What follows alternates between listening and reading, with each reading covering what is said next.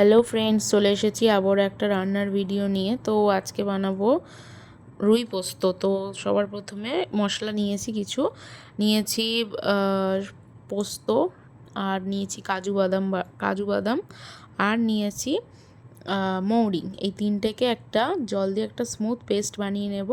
এবার দেখতে পাচ্ছ রুই মাছের চাকাগুলোকে নুন হলুদ মাখিয়ে ভেজে নিয়েছি। নিয়ে এখানে কড়াই সর্ষের তেল গরম করে দিয়েছি, তেজপাতা, গোটা গরম মশলা, শুকনো লঙ্কা দিয়ে এখানে পেঁয়াজ বাটাটা দিয়ে ভালো করে ভেজে নিচ্ছি।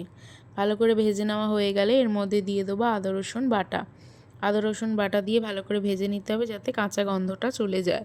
এর মধ্যে দেব কিন্তু শুধু কাশ্মীরি লঙ্কার গুঁড়ো, আর দেব এর মধ্যে যে পেস্টটা বানিয়েছিলাম, পোস্ত, কাজু বাটা আর এইসব দিয়ে যে পেস্টটা বানিয়েছিলাম, ওই পেস্টটা এখানে দিয়ে দেবো। দিয়ে ভালো করে কিন্তু নাড়াচাড়া করতে হবে। দেখতে পাচ্ছ মশলা থেকে তেল বেরিয়ে গেছে। দিয়ে দিলাম সামান্য নুন, আর দিলাম ফেটিয়ে রাখা টক দই।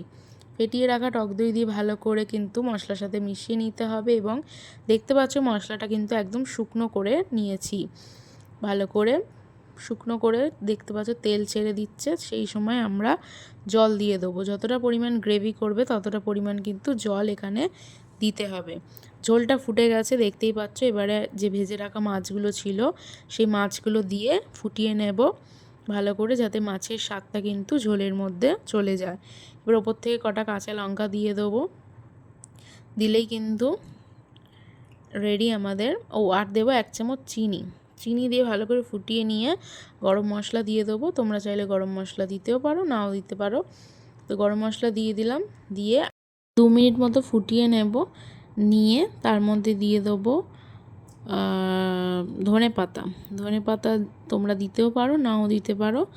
দিয়ে নামিয়ে নেব। কেমন লাগলো রেসিপিটা অবশ্যই কিন্তু জানাবে।